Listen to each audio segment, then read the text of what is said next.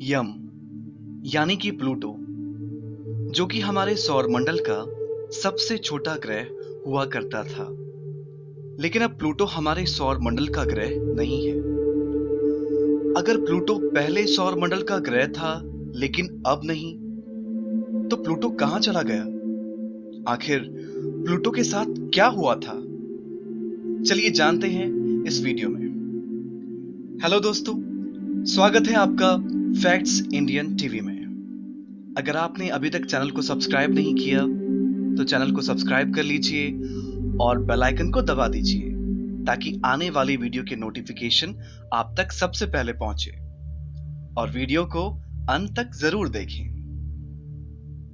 आज से कई साल पहले प्लूटो का हमारे सौरमंडल का ग्रह माना जाता था।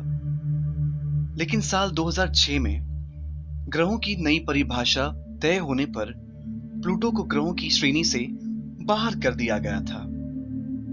हाल ही में यह चर्चा हुई थी कि प्लूटो फिर से ग्रह बन सकता है।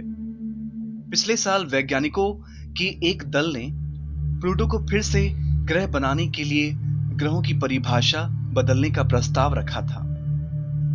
हालांकि काफी शोध के बाद वैज्ञानिकों ने फिर से दावा किया कि प्लूटो कभी हमारे सौरमंडल का ग्रह नहीं बन सकता। अगर ग्रहों की ताजा परिभाषा को माना जाता है तो प्लूटो ग्रह बन तो जाएगा, लेकिन हमारे सौरमंडल में ग्रहों की संख्या 100 से अधिक हो सकती है। ऐसे में कई धूमकेतु और उपग्रह भी ग्रह बन जाएंगे। वैज्ञानिकों का कहना है कि अब प्लूटो को सौरमंडल के बाहरी काइपर घेरे की सबसे बड़ी खगोलीय वस्तु माना जाना चाहिए। काइपर घेरा क्या है, ये जानने के लिए ऊपर आई के बटन को दबा दीजिए या लिंक नीचे डिस्क्रिप्शन में मिल जाएगा। प्लूटो को 24 अगस्त 2006 को ग्रहों की श्रेणी से बाहर किया गया था। इसके लिए प्राग में करीब 2500 खगोलविद इकट्ठे हुए और इस विषय पर उनका मतदान भी हुआ। अंतर्राष्ट्रीय खगोलीय संघ की इस मीटिंग में सभी के बहुमत से इस पर सहमति बनी और सौरमंडल के ग्रहों शामिल होने के लिए उन्होंने 3 मानक तय किए। पहला, ये सूर्य की परिक्रमा करता हो। दूसरा, ये इतना बड़ा जरूर हो कि अपने गुरुत्व बल के कारण इसका आकार लगभग गोलाकार हो जाए। तीसरा, इसमें इतना जोर हो कि ये बाकी पिंडों से अलग अपनी स्वतंत्र कक्षा बना सके। तीसरी अपेक्षा पर प्लूटो खड़ा नहीं उतरा, इसलिए प्लूटो को ग्रह की कैटेगरी से हटाकर बौने ग्रह की कैटेगरी में डाल दिया गया। लेकिन बौने ग्रह कौन से ग्रह होते हैं?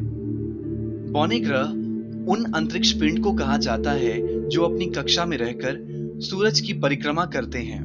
उनके पास इतना गुरुत्वाकर्षण हो कि वे अपनी गोलाकार या अंडाकार आकृति को बनाए रखें। जो इन ग्रह को ग्रह होने से रोकता है वो ये है कि ये अपने आसपास की सफाई नहीं कर सकते, यानी कि ये अपने आसपास की चीजों को अपनी तरफ नहीं खींच सके। काइपर घेरे की अन्य वस्तुओं की तरह प्लूटो का आकार और द्रव्यमान काफी छोटा है। इसका आकार पृथ्वी के चंद्रमा से सिर्फ 1/3 है। सूरज के इर्द गिर्द इसकी परिक्रमा की कक्षा भी थोड़ी बेढंगी है।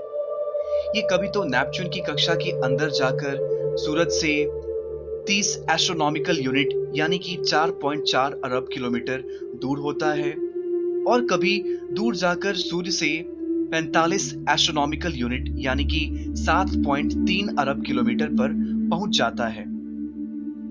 प्लूटो काइपर घेरे की अन्य वस्तुओं की तरह अधिकतर जमी हुई नाइट्रोजन की बर्फ, पानी की बर्फ और पत्थर का बना हुआ है।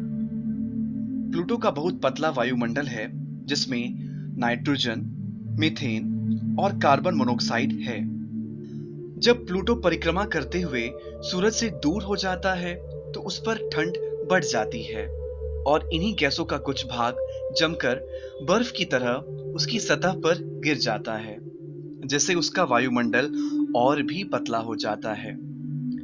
जब प्लूटो सूरज के पास आता है तब उसकी सतह पर पड़ी इसी बर्फ का कुछ भाग गैस बनकर वायुमंडल में आ जाता है।